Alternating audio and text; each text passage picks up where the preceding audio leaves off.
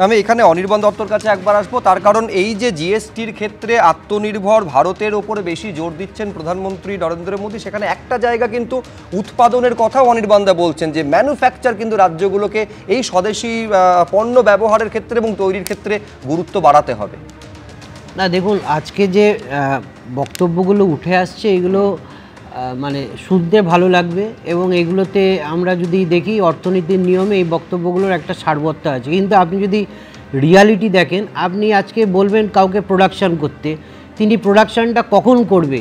সেই প্রোডাকশানটার জিনিসটা যদি বাজারে বিক্রি না হয় তাহলে তো সেই জিনিসটা প্রোডাকশান করবে না। আজকে আমাদের এই যে আমি যেটা কথাতে আসছিলাম যে 55টা জিএসটি কাউন্সিলের মিটিং হলো, যেখানে ঐক্যমত্য হলো না, হঠাৎ 56তম মিটিংয়ে গিয়ে আগের থেকেই ব্যাকড্রপ সাজিয়ে 56তম মিটিংয়ে সব রাজনৈতিক দল এক হয়ে জিএসটির দাম কমানোর কথা বলো, যেটা কারণ আছে।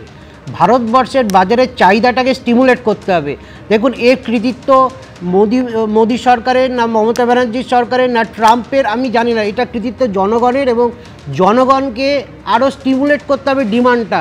এই যে 1 লক্ষ কোটি টাকা সরকারের অলরেডি রাজস্ব ক্ষতি হয়েছিল, যখন 12 লক্ষ টাকা অবধি ইনকাম ট্যাক্সের ছাড় দেওয়া হয়েছিল। উল্টো দিক থেকে তো এটাও তো মুখ্যমন্ত্রীও বলছিলেন যে ট্রাম্প যেহেতু ট্যারিফ বানটা ছেড়েছিল সেই কারণে প্রধানমন্ত্রী কার্যত বাধ্য হয়েছেন এই শুল্কটা নামানোর জন্য।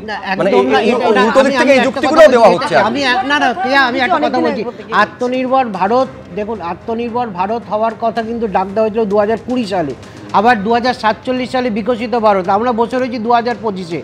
আমাদের আজকের দিনে দাঁড়িয়ে শুধুমাত্র স্বদেশি জিনিস আমরা ইউজ করব, বিদেশের জিনিস ইউজ করব না, এইসবগুলো যদি আবার ট্রাম্প চলেন, বা আপনি যদি কয়েকদিন আগে চীনে গিয়ে আপনি এসসিও মিটিং করে এলেন যে চীনের জিনিস আমরা ভারতবর্ষে বিক্রি করব, ভারতবর্ষের জিনিস চীনে বিক্রি করব, ওই এসসিও মিটিংয়ের যে আপনার কার্যমণ্ডলী যা আছে, কার্যপ্রণালী যা আছে, সেটা আজকের দিনে ডিফিট হবে। ভারতবর্ষ উদার অর্থনীতিতে বিশ্বাস করে, আমরা ওরকমভাবে কোনো জিনিস বর্জন করব, আমরা শুধুমাত্র ভারতবর্ষের জিনিস করব, ভারতবর্ষের অর্থনীতি বিকশিত হয়ে যাবে তা না। আমাদের ডিমান্ডটা বাড়াতে হবে। সরকারি প্রচেষ্টাকে আমি বলবো সবাইকে সাধুবাদ জানাতে হবে, এবং সবাই যাতে তার যে কষ্টের টাকা যেটা বেশি খরচা হচ্ছিল সেটাতে যাতে তার সেভিং হয়, সেই সেভিংটা দিয়ে যাতে সে জিনিসপত্র বেশি কেনে, বাজারে যাতে চাহিদাটা বৃদ্ধি হয় এবং সাধারণ মানুষ যাতে কেনাকাটাটা করতে পারে, এইটা হচ্ছে বড় ব্যাপার। একটা বিষয় তো কোনো সংশয় নেই, এই জিএসটি সংস্কারের ফলে সাধারণ মানুষের হাতে বাড়তি কিছু টাকা থাকবে, যার জন্য বাজার অর্থনীতি চাঙ্গা হবে বলে অনেকে মনে করছে। আমি মণিশঙ্কর চট্টোপাধ্যায়ের কাছে আসবো। মণিদা, জিএসটি স্বস্তির কৃতিত্ব কার, তা নিয়ে রাজ্য এবং কেন্দ্রের মধ্যে চাপানো তো চলতে পারে, তা নিয়ে আমার কোনো অসুবিধা নেই, কিন্তু প্রশ্ন হচ্ছে ধরুন জিএসটির এই শেষ কাউন্সিলের মিটিংয়ে যদি রাজ্যের তরফে এই দাবিটা জোরের সঙ্গে করা হতো যে পেট্রোল ডিজেলকেও জিএসটির মধ্যে আনতে হবে, এবং সেটা যদি এক্সিকিউট করা যেত, আমি বলছি তাতে তো অনেক বেশি সুবিধা সাধারণ মানুষের, দেশবাসীর হতো।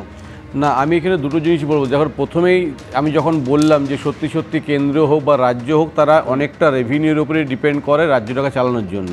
এখন জিএসটি কমে যাচ্ছে, কাল থেকে সব কিছু কমে যাচ্ছে, একটা রিভলিউশন আসছে, রিফর্মসটা কন্টিনিউয়াস প্রসেস, আমাদের প্রধানমন্ত্রী বললেন। মানে 2017 থেকে জিএসটি আসার পর থেকে মানে রিফর্মসটা শুরু হয়েছে, সেখান থেকে আরও এটা মডিউলেশন হচ্ছে, তার আগে নাকি এইসব ছিল না। আমি বলছি দেখুন, এই যে অবিরুদ্ধ প্রথমেই যেটা বললেন যে মনোপলি যদি কিছু হয় সেক্ষেত্রে কিন্তু তার লাভটা বেশি আছে।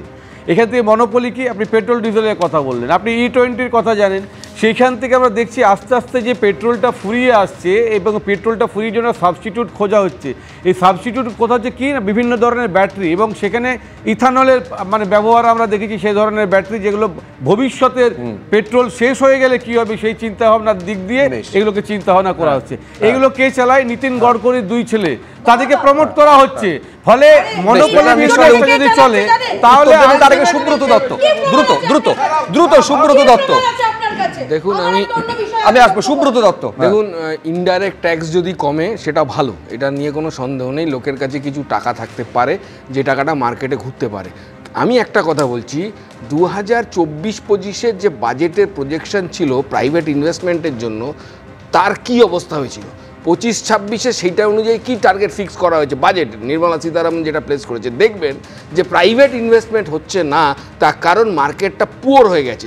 আসলে এই যে জিএসটি কমবে, এই জিএসটি কমার পর জিনিসের আসলে দাম কমবে কিনা এটা ডিপেন্ড করে প্রডিউসার, যে হচ্ছে কি প্রাইস ফিক্স করবে তার উপরে, সেখানে প্রডিউসার আর কি শেষ অবধি তার উপরে নির্ভর করে যে ওই লাভটা সে খেয়ে যাবে না জনগণ পাবে।